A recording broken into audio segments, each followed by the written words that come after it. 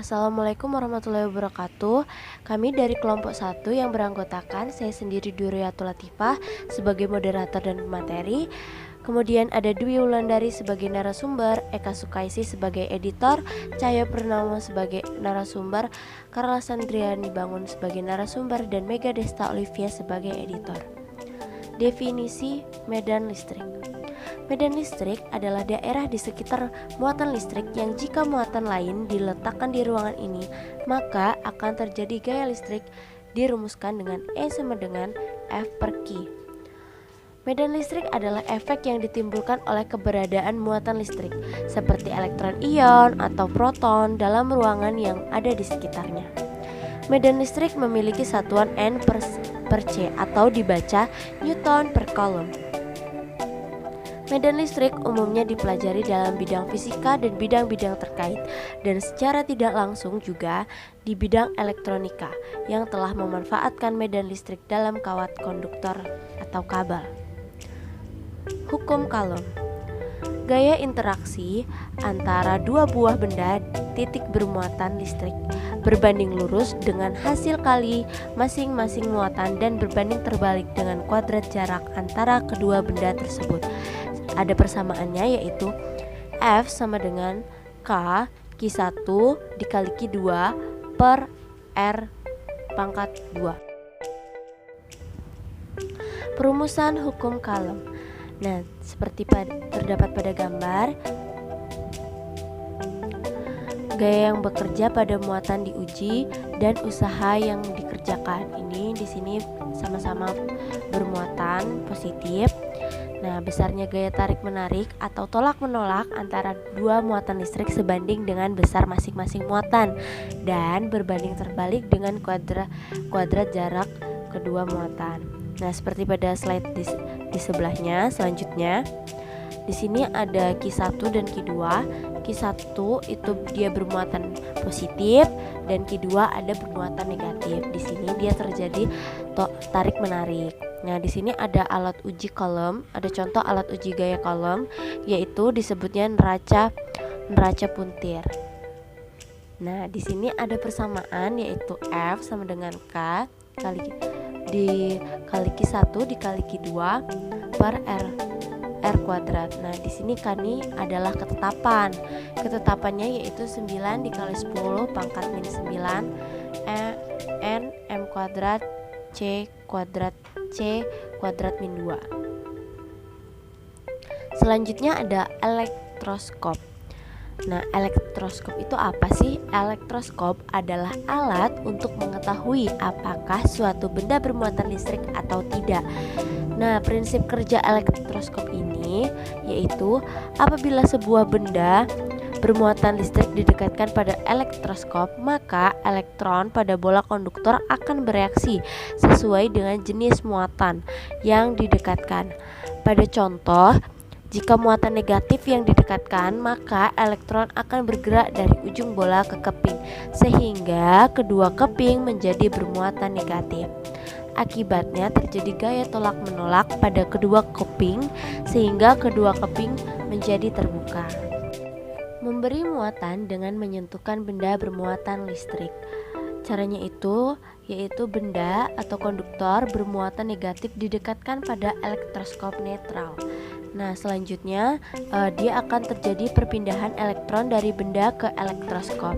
Kemudian elektroskop bermuatan listrik negatif. Nah, benda yang diberi muatan listrik dengan menyentuhkan, jenis muatannya sama dengan benda yang disentuhkan. Kemudian ada memberi muatan listrik dengan induksi. Induksi elektrostatik. Elektrostatik adalah pemisahan muatan-muatan pada sebuah benda oleh adanya benda lain yang bermuatan. Benda yang dimuati listrik secara induksi jenis muatannya berlawanan dengan jenis muatan benda yang menginduksi. Nah, pada saat benda bermuatan listrik didekatkan pada sebuah benda netral, terjadi pemisahan muatan pada benda netral itu. Ujung benda netral yang berdekatan dengan benda penginduksi bermuatan sama dengan benda yang penginduksinya. Jadi, bila benda tersebut dihubungkan ke bumi, misalnya dengan sentuhan, terjadinya pemindahan elektron atau ke bumi melalui tubuh. Setelah benda bermuatan dijauhkan, benda menjadi kekurangan atau kelebihan elektron, sehingga benda netral menjadi bermuatan listrik. Seperti yang sudah dijelaskan tadi, medan listrik itu adalah efek yang ditimbulkan oleh keberadaan muatan listrik, seperti elektron, ion, atau proton dalam ruangan. Medan listrik juga memiliki satuan Newton per coulomb. Medan listrik umumnya dipelajari dalam bidang fisika dan secara tidak langsung juga bidang elektronika. Nah, jika kami memiliki beberapa muatan poin Q1, Q2, sampai Qn di kejauhan atau di jarak R1, R2 sampai Rn dari Q, gaya total Q terbukti. Nah, jadi ini adalah pembuktian rumus dari F sama dengan Q kali E. Di sini ada persamaan 2.3 dan 2.4 yang didapat dari F sama dengan F1 plus F2 plus hingga Fn sama dengan 1/4 pi EO E0 dalam kurung Q1 kecil Q besar per R kecil 1 kuadrat dikali R1 topi, R kecil 1 topi, ditambah Q2 kecil dikali Q besar per R kecil 2 kuadrat dikali R2 topi. Nah, di sini kemudian didapatkan persamaan 2.3 yaitu F sama dengan Q kali E, di mana E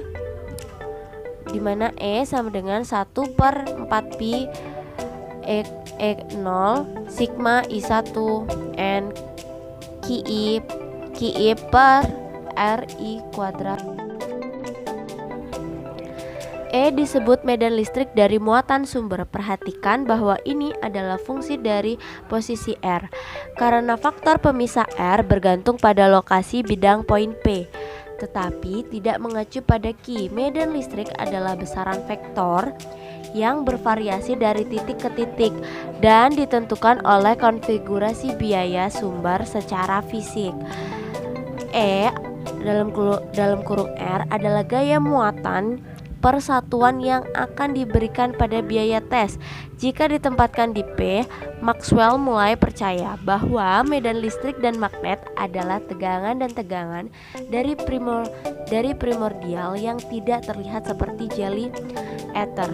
Relativitas khusus telah memaksa kita untuk meninggalkan gagasan tentang ether, dan dengan itu interpretasi mekanis Maxwell tentang medan elektromagnetik meskipun tidak praktis untuk merumuskan elektrodinamika klasik sebagai sebuah tindakan pada jarak-jarak dan pembuang konsep lapangan sama sekali.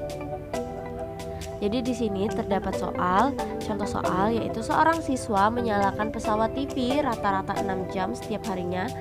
Pesawat tersebut dihubungkan pada tegangan 220 volt sehingga kuat arus listrik yang melalui pesawat tersebut 0,5 ampere. Jika PLN menetapkan tarif 600.000 per kWh-nya, maka 600 perak per kWh-nya, maka biaya menggunakan energi listrik untuk TV tersebut selama 1 bulan atau 30 hari adalah. Jadi di sini kita dapat mengetahui yaitu waktu pemakaian televisi 6 jam atau dikali 30 yaitu 30 hari, jadi 180 jam. Volt atau tegangannya yaitu 220 volt. Kuat arus ampere atau I adalah 0,5 ampere dan tarif listriknya 600 perak per kWh. Ditanyanya adalah biaya penggunaan energi listrik untuk TV selama 1 bulan atau 30 hari. Jadi caranya kita harus mengetahui daya televisi yaitu P sama dengan F kali I yaitu 220 volt dikali 0,5 ampere yaitu 110 volt ampere atau watt.